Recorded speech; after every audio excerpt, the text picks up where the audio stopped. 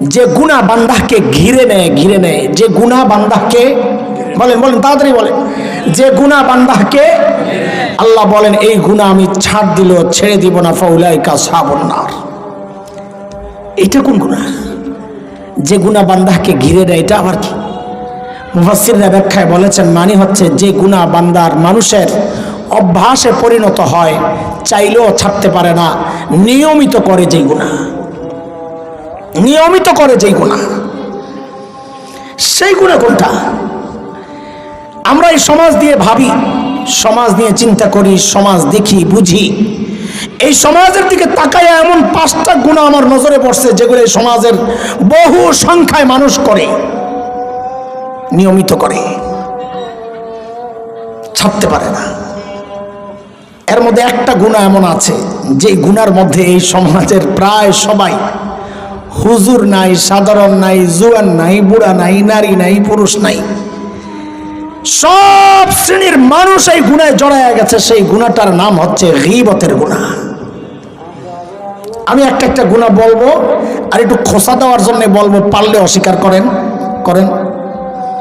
2 জন বসলেই তৃতীয় আরেকজনের বদনাম আলোচনা শুরু হয়ে যায়। এটা কি? এটা আমাদের নিয়মিত রুটিন কাজ হয়ে গেছে। না খাইলে যেমন বাঁচতে পারে না মানুষ, এই সমাজের মানুষ গীবত না করলেও বাঁচতে পারে না। আমার ভাই জিনার কথা বলতেছিলেন, জিনার কথা, জিনার চেয়ে ভয়ঙ্কর গুনাহ হচ্ছে গীবত। জিনা আল্লাহর হক আদায় নষ্ট করছেন, মাফ চাইলে আল্লাহ মাফ করবে। গীবত করতেছেন যার, আপনি 1000 বছর আল্লাহর কাছে মাফ চাইলেও আল্লাহ মাফ করবেন না, কারণ হক নষ্ট করছেন আরেকজনের, আল্লাহ কেন মাফ করবেন? এত ভয়ঙ্কর গুনাহ এটা।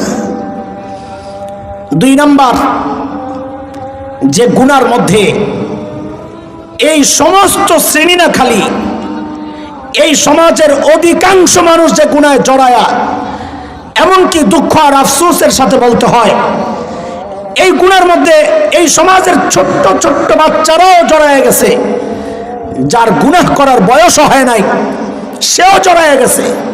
সেই গুনাহটার নাম হচ্ছে টাচ মোবাইলের গুনাহ। পারলে অস্বীকার করেন। অধিকাংশ মানুষ এই গুনায় জড়ায় গেছে, ছাড়তে পারে না। ঘুম আসে না তো কাজ কি? মোবাইল খোলো। ঘুম ভাঙছে, কাজ কি? মোবাইল খোলো। আরে কি আজীব অবস্থা! টয়লেটে যাচ্ছে মোবাইল নেয়া, টয়লেটে যাচ্ছে মোবাইল নেয়া। মাহফিল শেষে গভীর রাতে গ্রামগঞ্জ থেকে যখন আমরা ফিরি, দুঃখ লাগে, কষ্ট লাগে। রাস্তার ধারে ধারে, গাছের গোড়ায় গোড়ায় ছোট্ট ছোট্ট বাচ্চারা দল বেঁধে বসে বসে মোবাইল চালাচ্ছে। এই সমাজ শেষ হয়ে গেছে এই মোবাইল দিয়া। আল্লাহ বলেন আমি ছাড় দিব, ছেড়ে দিব না, কারণ তুমি নিয়মিত চালাচ্ছ। কয় গুনাহ গেল? 3 নাম্বার, এই সমাজের অধিকাংশ পুরুষ যে গুনায় জড়িত। 2টা গুনাহ এমন, অধিকাংশ পুরুষ এই গুনায় জড়িত। এর মধ্যে একটা গুনাহ হচ্ছে দাড়ি কাটার গুনাহ। দাড়ি কাটার গুনায় অধিকাংশ পুরুষ জড়িত। আপনি এই মহল, এই মজলিস দেখলে বুঝবেন না। আপনি হাটে যান, ঘাটে যান, বাজারে যান, কলেজ ইউনিভার্সিটিতে যান, দেখেন অধিকাংশ পুরুষ দাড়ি কাটার গুনায় জড়িত। পারলে অস্বীকার করেন। একমাত্র গুনাহ, যে গুনাহটা মানুষ দুনিয়া থেকে বিদায় নেওয়ার সময় সবাইরে সাক্ষী বানাইয়া যায়। আমি কিন্তু এই গুনাহটা করতাম। আর কোন গুনাহ মানুষ দেখে নাই। আপনি যখন কাপড়ের ভেতরে ঢুইকা গেছেন, চেহারাটা খুলছে, আপনার চেহারার মধ্যে প্রকাশ পায় নাই আপনি মিথ্যা বলেছেন, আপনার চেহারায় প্রকাশ পায় নাই আপনি গীবত করেছেন, আপনার চেহারায় প্রকাশ পায় নাই আপনি সুদ খাইতেন, আপনার চেহারায় প্রকাশ পায় নাই আপনি হারাম খাইতেন, আপনার চেহারায় প্রকাশ পায় নাই আপনি জিনা করতেন। একটা গুনাহ ওই মৃত্যুর খাটের মধ্যে আপনার চেহারায় প্রকাশ পাচ্ছে, সেটা হচ্ছে আপনি দাড়ি কাটতেন। কত ভয়ঙ্কর কথা এটা! এই সমাজের অধিকাংশ পুরুষ এই গুনায় জড়িত। আল্লাহ কয় আমি ছাড় দিব, ছেড়ে দিব না, তুমি নিয়মিত করছো। 4 নাম্বার, পুরুষের 2 নাম্বার, অধিকাংশ পুরুষ এই সমাজের যে গুনায় লিপ্ত, এটা হচ্ছে টাকনুর নিচে কাপড় পরার গুনাহ। পারলে অস্বীকার করে। বুজুর্গ মানুষ পাগড়ি পরা, কাপড় টাকনুর নিচে, জুব্বা পরা, কাপড় টাকনুর নিচে। আরে আমরা তো ভালো, আলহামদুলিল্লাহ, আরব কান্ট্রিগুলোতে দেখা যায় হায় 95% মানুষ মুসলমান কাপড় টাকানোর নিচে, জুব্বা একটা পরে ওই ফ্লোর ঝাড়ু দিতে দিতে যায়, ফ্লোর টাচ জুব্বা। লা হাওলা ওয়ালা কুওয়াতা ইল্লা বিল্লাহ। কয় গুনাহ গেল বলেন? কয়টা গেল? আরেকটা গুনাহ যে বলবো অনেকে নিতে পারবেন না, আপনারা না, অনেকে আছে নিতে পারবে না। সেটা কি জানেন? বলতেই দোস্ত লাগে কিন্তু না বললেও পারতেছি না। সেটা হচ্ছে এই সমাজের অধিকাংশ পর্দানশীল নারী যে গুনায় জড়িত, পর্দা করে গুনায় জড়িত মানে কি? না না না, টাচ মোবাইল তো গেছে গা, সবাই জড়িত। এটা বুঝার জন্য কোরআন আল কারীমের পর্দা বিষয়ে দুইটা আয়াত একটু বুঝতে হবে। সূরা নূর, কোন সূরা? 30-31 নম্বর আয়াত, দুইটা আয়াত। 30 নম্বর আয়াতে আল্লাহ পুরুষের পর্দা সম্পর্কে বলেছেন, 31 নম্বর আয়াতে আল্লাহ মেয়েদের পর্দা সম্পর্কে বলতে গিয়ে ছোট্ট একটা কথা বলেছেন, বড় দামি, জরুরি, সবচেয়ে গুরুত্বপূর্ণ অংশ।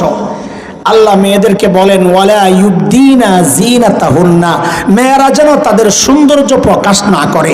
মুফাসসিররা বলেন এটা হচ্ছে পর্দার মূল পয়েন্ট, সৌন্দর্য গোপন করা।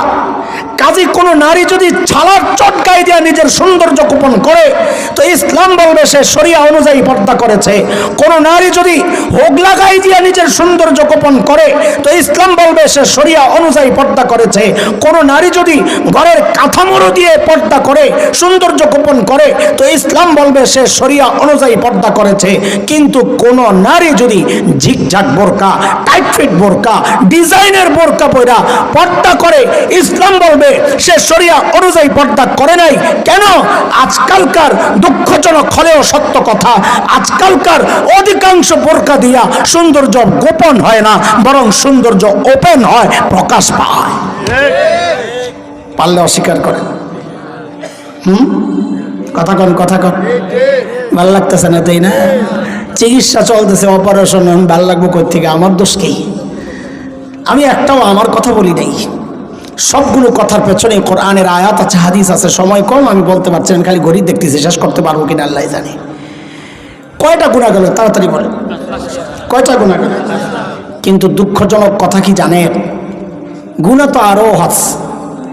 আমার উপলব্ধি, আমি খেয়াল করছি এই গুনাহগুলোর মধ্যে যারাই জড়িত, এর মধ্যে সবচেয়ে ভয়ঙ্কর যে দিকটা সেটা হচ্ছে অধিকাংশ মানুষ এই গুনাহগুলোরে গুনাহই মনে করে না। আপনি তাকায় দেখেন, যে টাকনোর নিচে কাপড় পরতেছে সে নামাজ পড়তেছে, কাপড় টাকনোর নিচে, তার মানে সে নামাজ ছাড়ারে গুনাহ মনে করতেছে, কিন্তু কাপড় টাকনোর নিচে এটারে গুনাহ মনে করতেছে না। যে বোনটা ফ্যাশনের বোরকা পরে রাস্তায়, সে তো মনে করতেছে আমি রাবে অবশ্যই এই যুগের, অথচ সে গুনাহ করতেছে, তার খবর নাই। যে ভাইটা দাড়ি কাটতেছে সে মনে করতেছে এটা নবীর সুন্নত, সুন্নত তো কতই সারি, এটাও একটা গেল আর কি, সবাই কি গুনাহ করতেছে হুজুর, তার মানে সে গুনাহই মনে করতেছে না। আমাদের বড়রা একটা কথা বলেন বড় দামি, সেটা মনে রেখেন, গুনাহ করাটা অবশ্যই অপরাধ, কিন্তু গুনারে গুনাহ মনে না করা এটা গুনাহ করার চেয়েও আরো ভয়ঙ্কর অপরাধ। কেন? কেন? কারণ গুনারে গুনাহ মনে করলে তওবার সুযোগ আসতে পারে, আর গুনারে গুনাহ মনে না করলে জিন্দেগিতে তওবার সুযোগ আসবে না, এটাই শয়তান চায়। এই ক্যাটাগরির 1 নম্বর গুনার নাম হচ্ছে বিদআত।